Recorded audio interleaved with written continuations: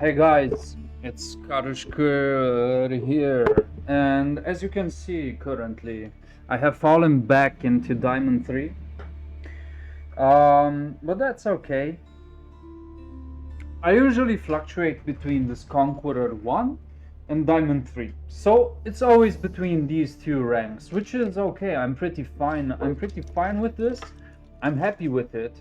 I have had a few games against English and they were not so easy for me. And as you know, I actually dislike English a lot. The real Molly, yeah. As you can see, the last games on ranked has been against English, and it's really crazy.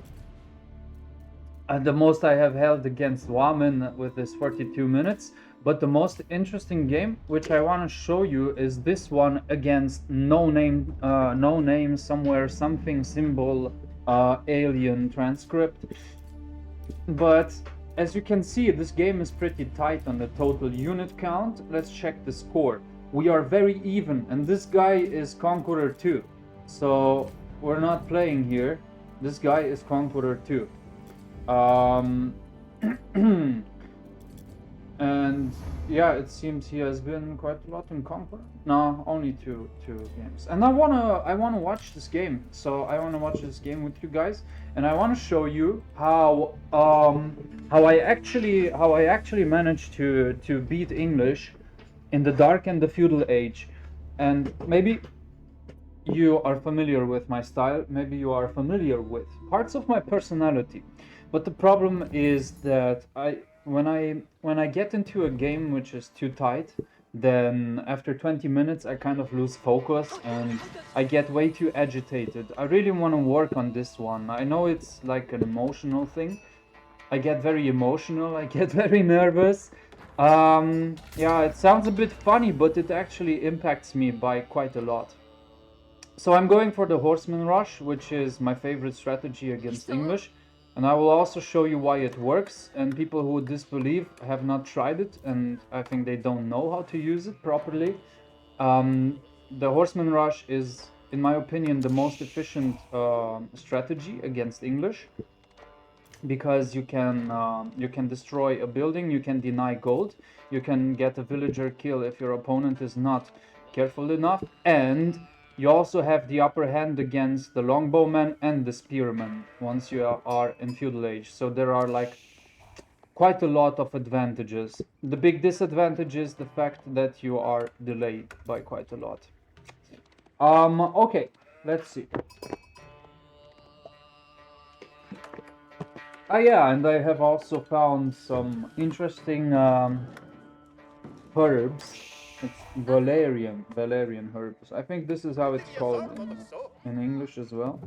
And it's actually quite useful to calm down. So they're all natural. They're used from the valerian plant. And yeah, whenever I take them, I'm a little bit more chill. So let's get into caster mode because I want to cast my own game here. Right. So, okay, we're getting some sheep. I don't know what the scouting pattern of my opponent was. I didn't get here, but that was okay. I mean, I was thinking, okay, should I go like here? Would that make sense? Or should I just go straight to the middle and then on the flank? And it seems that this is the best option. And maybe the return should be around the back of the opponent's base. He actually got the side of the map. I'm causing a little bit of damage, so I want him to have lower HP on the villagers once the horsemen arrive. So this is the play here. He has not scouted out my horseman rush yet, and maybe I should have sticked around here for a little longer. As you can see, he is on 160 gold per minute. On 160 gold.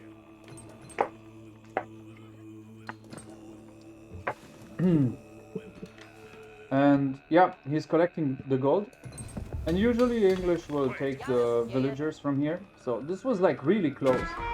And this is one of the mistakes that you can make when you are playing with horsemen, is that they will go around the gold pipe. So really be careful with that. Maybe you should just keep control 2 group, control 3 group on these. So I don't care what's happening here. I don't care what he is going for and all that. Even if he is going for a council hall or Abbey of Kings, the play is the same. I'm creating another horseman because 3 horsemen are pretty okay to torch down. This mining camp. And if a villager comes and tries to repair it, you can make sure that you attack him, because you can. Like, attack this villager. Don't let him repair it. He is wasting his food here, his wood here, which is fine. So you wanna deny his wood. He can't do anything. The scout is a bit desperate here, as you can see. And we're torching down the mining camp, and he can't do anything. This mining camp is going down in our cases. So yeah, we're looking at the English. From the English perspective, I have more points than the English at this point. Just note, I'm Conqueror 1, low Conqueror 1, he is Conqueror 2. So yeah. We're also going to watch the game until the end because it's also interesting, and maybe it shows potential how you can actually beat English with Mongols properly, because the English Council Hall, the traditional English play, is very difficult for Mongols. It's one of the hardest matchups. But maybe this replay will give you a little bit of insight on how you can beat them. So the Longbowmen are doing 4 damage, and at this point I could have actually attacked them here, because they're a bit brave for going to the front, so I could have attacked them, but I was like focused on my Khan, and the Khan should have been here as well. So maybe at this stage it's better to say fuck the sheep, like in a metaphorical sense, and just bring the Khan here with the vision and the speed, because yeah. Oh yeah, also be careful of the palings. Now, haters of the horseman rush would say, okay, it makes no sense to go horseman rush because English have palings. So yeah, that would be one of the arguments that haters would come up with. Okay, sorry, I'm not trying to be mean, but I have a thing against. I mean, I have this thing.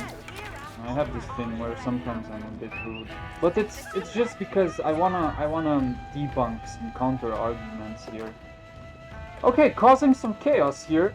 Like I said, one of the first mistakes that I made was not attacking the Longbowman here.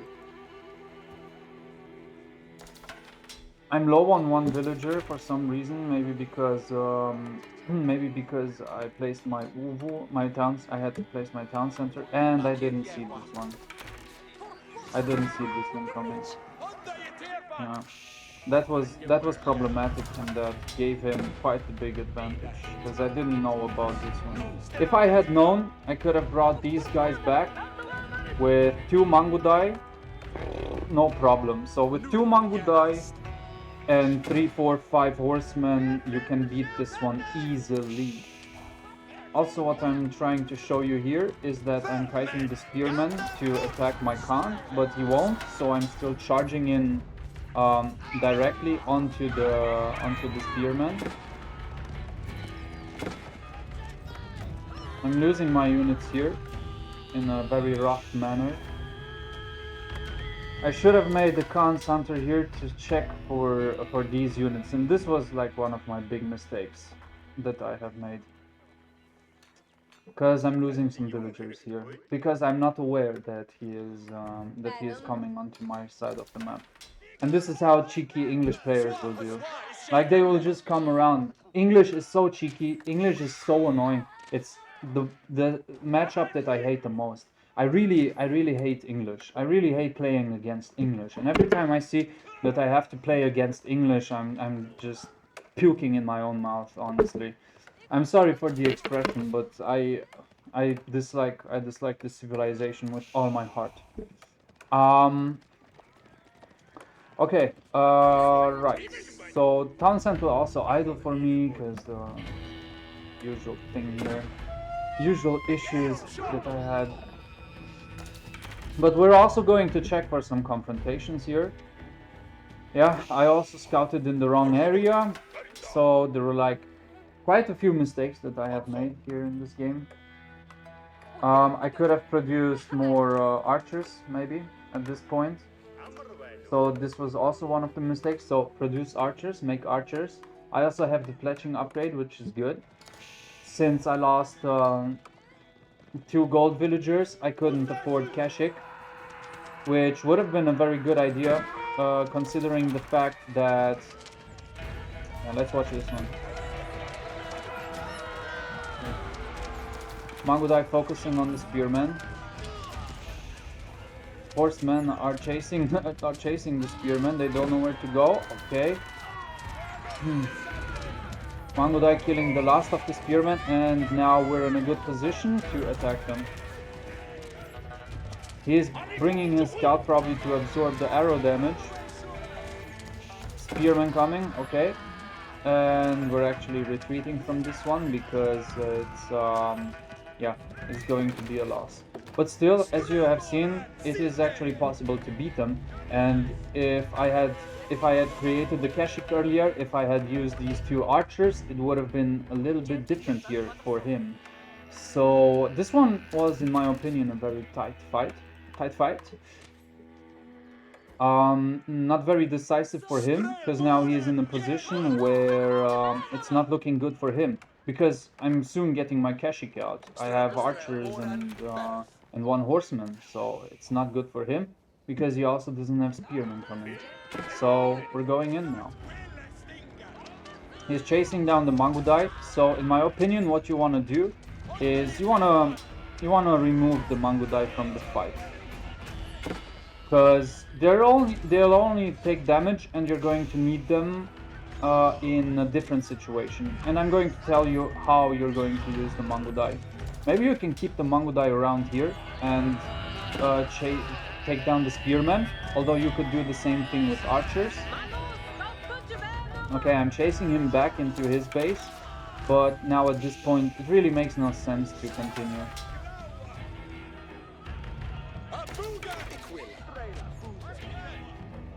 Alright, so it's looking pretty okay. I also have the, let's pronounce it, wedge rivets. I'm collecting food from these ones. I could have researched this. I could have made a few more archers to beat this. So as you can see, we're now even. Even if he got my villager kills, we're in a good spot. We're in a very good spot here.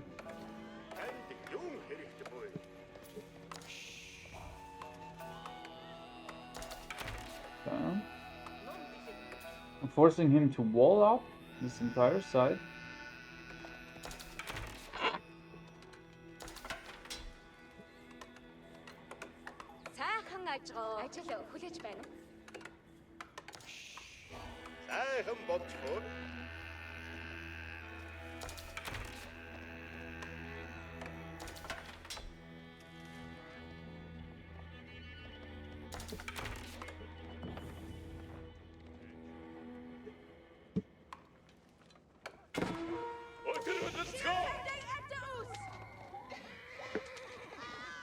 Okay, a villager kill that I found, which was nice. I'm also back on track with the villager count, which is unusual for me, because usually I am behind with the villagers. But it's looking okay for us. I mean, I could have snuck in these cavalry units. If I had a little bit more cavalry units, it would have looked much better for me here. But yeah. Also, another mistake that I made was keeping 6 and not 7 on gold. This was my second big mistake. Also, one thing that you can guys do is take the Kashik that has 7 HP and bring him in the most extreme part of the map. Because then you can heal him up and use them when the time is right. Weird build here, but okay. Okay. Also, you can use the cavalry until you mess up some archers. You can use the cavalry to mess around with your opponent's units. And okay, I could have found this guy here. But yeah. At the same time, I'm messing up archers, so I'm going for archers. Sometimes producing, sometimes not producing. And why I said that it sucked that I kept 6 and not 7 on gold was that my age up was actually delayed. So this shows how tight this build is, how, I don't know, how eco-friendly this build that I'm using is. So I'm distributing my units in quite a good manner.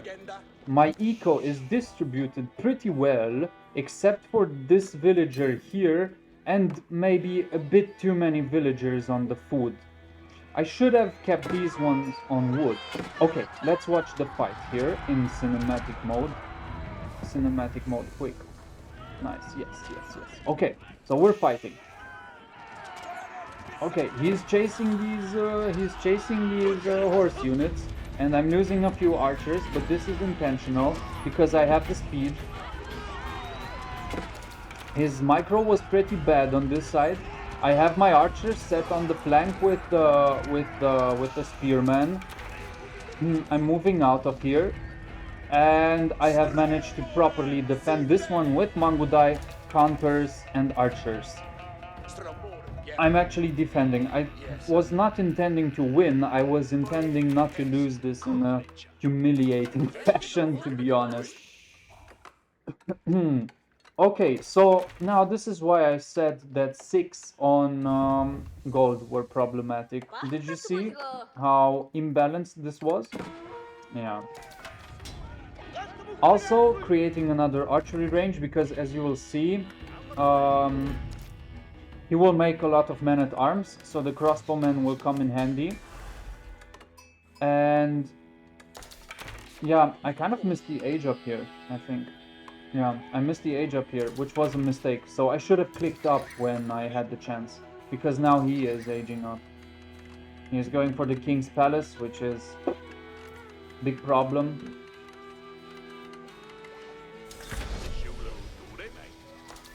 Although the advantage is the same with a step redoubt. Okay, so yeah.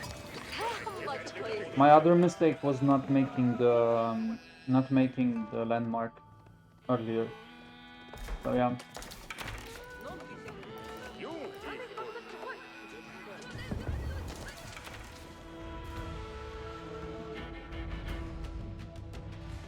Also too many villagers on food.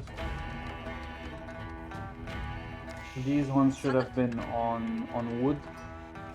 And then these ones I could have moved on gold to get enough crossbowmen out. And I think another option I would have had would have been to make yeah, I should have also built another ubu here on the stone outcropping.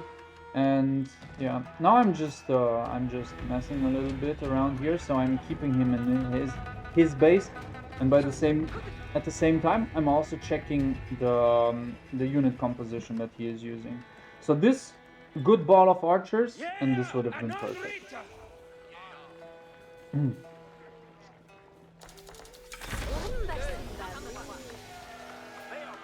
Step redoubt, because I felt like I needed the economy for this.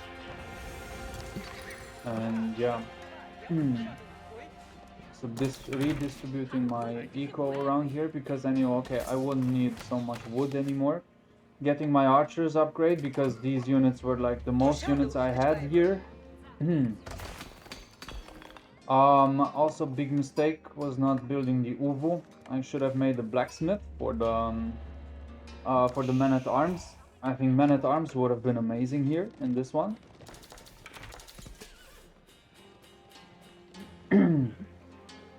Yeah, and I'm kind of learning my attack style, my fighting style. I think I'm a feudal skirmisher. Like, I calculate my skirmishes. I like to, I like to distribute my units. I like to think, okay, how many units do I need? How can I beat this? How can I be tactical, especially in the feudal age? And I'm actually using my mental sharpness that I have in the beginning. So, in the beginning of a game, first 15 minutes, I'm very sharp. Then I'm kind of losing focus because the tasks become larger. Like, yeah, making monks, also something that's that takes some time here. And can you see how well the gold actually adds up here? With 12 villagers on gold, I'm actually in a very good position. These guys are not creating. I should have made crossbowmen. I should have gotten this one. Now I'm not so ahead anymore. I wasn't even ahead. But yeah. Veteran horsemen. I also like when the opponent goes into this formation, I also like to attack the flanks. And I have no problem losing the horsemen. Unfortunately, not many Mangudai. If I had kept a few more Mangudai here, it would have been amazing. If I had attacked this one and not the spear line, this would have been amazing too. Because one thing that you want to do is when you see your opponent's army coming, you use your cavalry units to attack. And now, okay, I see him coming. I have the crossbowmen around here, but unfortunately, I don't have enough crossbowmen. I have only 4 crossbowmen, and this was the mistake: not having enough crossbowmen, not creating them soon enough. If I had been a little bit faster, I think this match would have went differently. And also chopping the wood until this gap is closed. Like, keep this gap closed. This is also very important. And also the crossbowmen, another micro thing that I'm noticing is the crossbowmen, they actually have to be in the back. So when you're retreating with archers and crossbowmen, you have to make sure you keep them in the back. And now it's impossible to actually do anything. Although I could have taken these villagers and put them in the town center during this attack. And yeah, it was GG at this point for me. So yeah, I hope this one is useful. I hope this one was productive for you to get a few insights on how to beat English. And yeah, good luck. I hope you also get a different perspective on the horseman rush and how it can be efficient and effective. How you can make the transition from all cavalry into archers, because you're going to need it against English, and how to defend properly and distribute your units. Also, make sure to have your cavalry units selected and harass the flanks of your English adversary. If you have more insight and more useful tips on how to beat English, let me know and we can discuss in the comments. See you around.